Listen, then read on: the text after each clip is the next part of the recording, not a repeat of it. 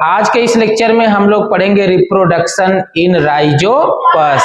Rhizopus के general character और इसकी बॉडी स्ट्रक्चर, इसका क्लासिफिकेशन आप लोग पढ़ चुके हैं। आज हम लोग स्टार्ट करेंगे इसका रिप्रोडक्शन। तो बहुत ही कम समय में हम इसका रिप्रोडक्शन समझाने का प्रयास करेंगे। तो चलिए स्टार्ट करते हैं। Reproduction in Rhizopus. राइजोपस क्या है? एक तरह की फंजाई है। क्या है? फंजाई। तो रिप्रोडक्शन इन राइजोपस यानी राइजोपस में रिप्रोडक्शन। राइजोपस में रिप्रोडक्शन कितने तरीके से होता है? 3। ये बातें कॉमन है, आप पीछे सब लोग पढ़ चुके हैं। पहला सबसे आसान प्रकार क्या होता है? वेजिटेटिव रिप्रोडक्शन, दूसरा एसेक्सुअल और तीसरा सेक्सुअल। तो यहाँ पर भी ये चीजें लिखी गई है, इसका हिंदी भी लिखा गया है, आप अपने हिसाब से नोट कर लेंगे। अब जो पहला प्रकार इसमें वेजिटेटिव रिप्रोडक्शन है, उसको हिंदी के अंदर क्या कहते हैं? वर्धिजन। और यह एक विधि से होता है जिसका नाम है फ्रेगमेंटेशन। हिंदी के अंदर क्या कहते हैं? विखंड। क्या होगा इसमें बताइए? हाँ, बॉडी इसकी जो होगी राइजोपस की, वो टुकड़े टुकड़े टुकड़े में टूट जाएगी और एक एक टुकड़ा नया नया पौधा बना लेगा। एकदम आसान है कि नहीं है? अब अगर फ्रेगमेंटेशन शब्द किसी फंजाई में आएगा तो आप इसे बनाकर लिख लेंगे कि नहीं?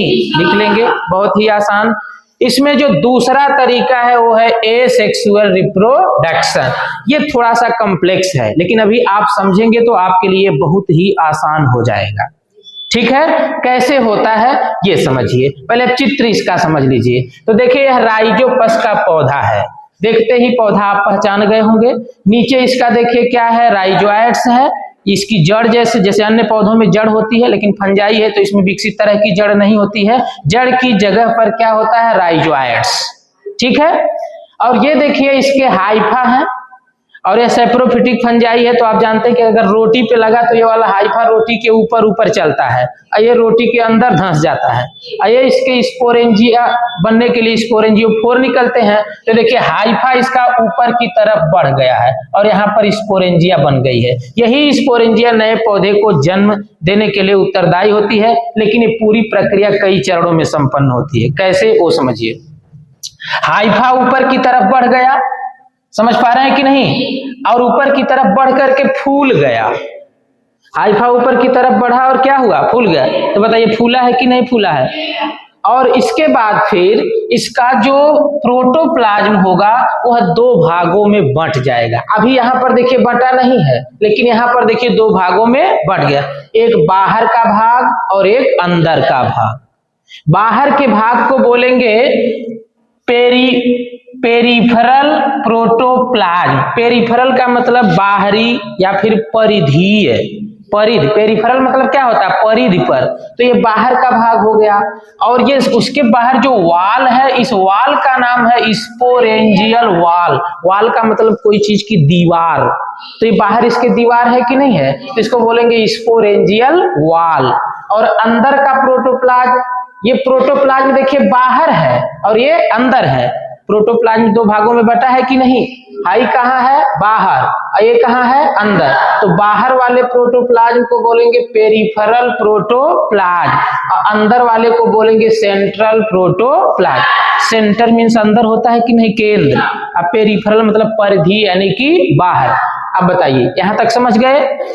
यहां से देखिए, ये हाइफा ऊपर की तरफ बढ़ा, अब फूल गया, प्रोटोप्लाज्म 2 भागों में बट गया। बाहर का भाग पेरिफेरल प्रोटोप्लाज्म, अंदर का भाग सेंट्रल प्रोटोप्लाज्म। यहां तक सबको समझ में आ गया? अब देखिए क्या होगा। बीच में एक दीवार बन जाएगी। यही दीवार जो है एक तरह का दरार बन जाएगी, जो बाहर के प्रोटोप्लाज्म को बाहर और अंदर के प्रोटोप्लाज्म को अंदर कर देगी। तो जो बाहर का प्रोटोप्लाज्म था उसके अंदर बन जाएंगे स्पोर। क्या बन गए? स्पोर। और अंदर वाला जो प्रोटोप्लाज्म है वो बना लेगा कालुमेला। यहाँ पर लिखा नहीं गया, मैं लिख दे रहा हूं, कालुमेला। अंदर के प्रोटोप्लाज्म को क्या बोलेंगे? कालुमेला। अब ये जो कालुमेला है, अंदर का प्रोटोप्लाज्म, इसका ऐसा नेचर होता है कि यह पानी सोखने की कैपेसिटी रखता है। समझ पा रहे हैं?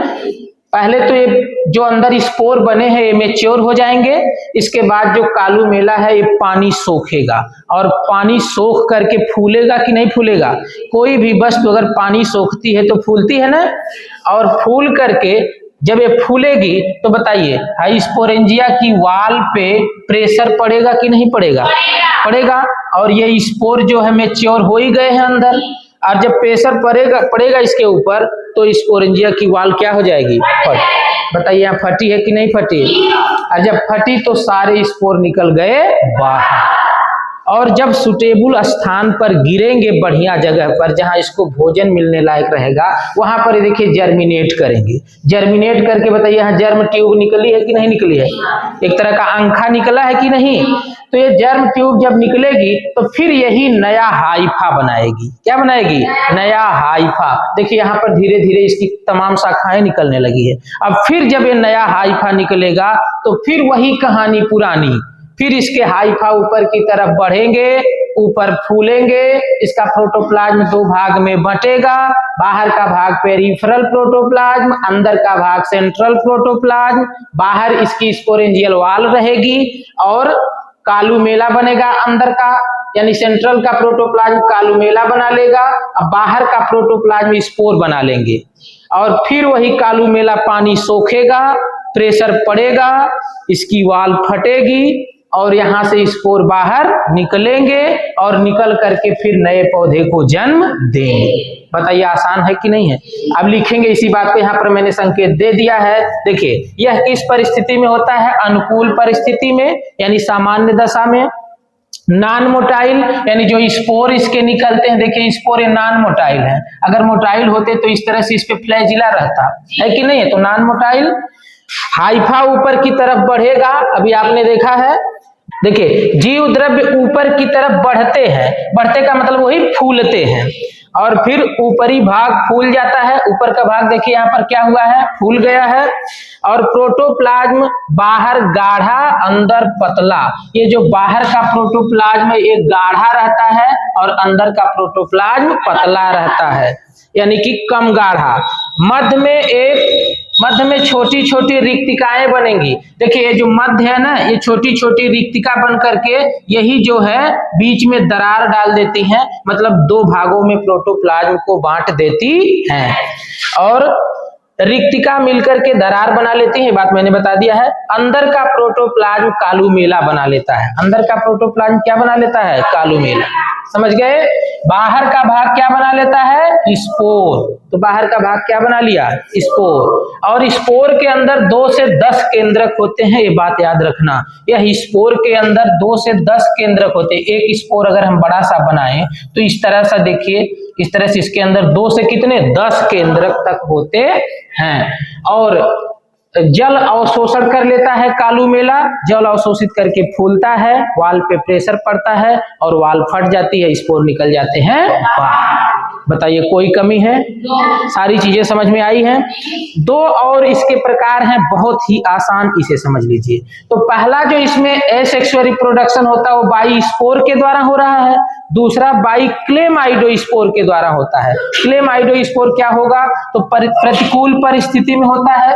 अभी देखिए यह किस परिस्थिति में हो रहा है, अनुकूल, यह किस में होगा, प्रतिकूल, यानी खराब दशा में होगा, जैसे बहुत ज्यादा धूप हो, पानी की कमी हो, एसिडिक मैटर हो, वहां पर अम्लीय दशा में हो, तो ये प्रतिकूल परिस्थिति में होता है। और इसके हाइफा में सेप्टा बन जाते हैं। वैसे जो राइजोपस फंजाई है यह एसेप्टेट होती है, बताइए इसमें सेप्टा है नहीं, लेकिन जब क्लेमाइडोस्पोर के द्वारा रिप्रोडक्शन होता है तो इसके बीच बीच में क्या बन जाते हैं, सेप्टा।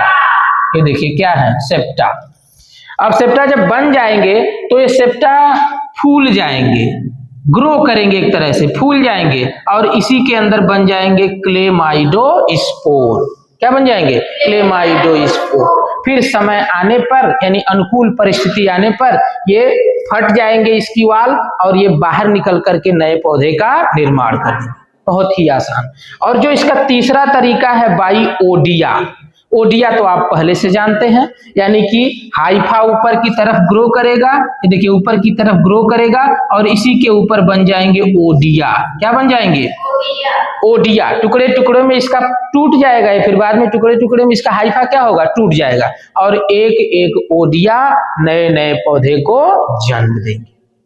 तो बताइए तीनों तरीका आसान है कि नहीं है? ये पूरी लाइफ साइकिल इसकी आप समझ गए हैं।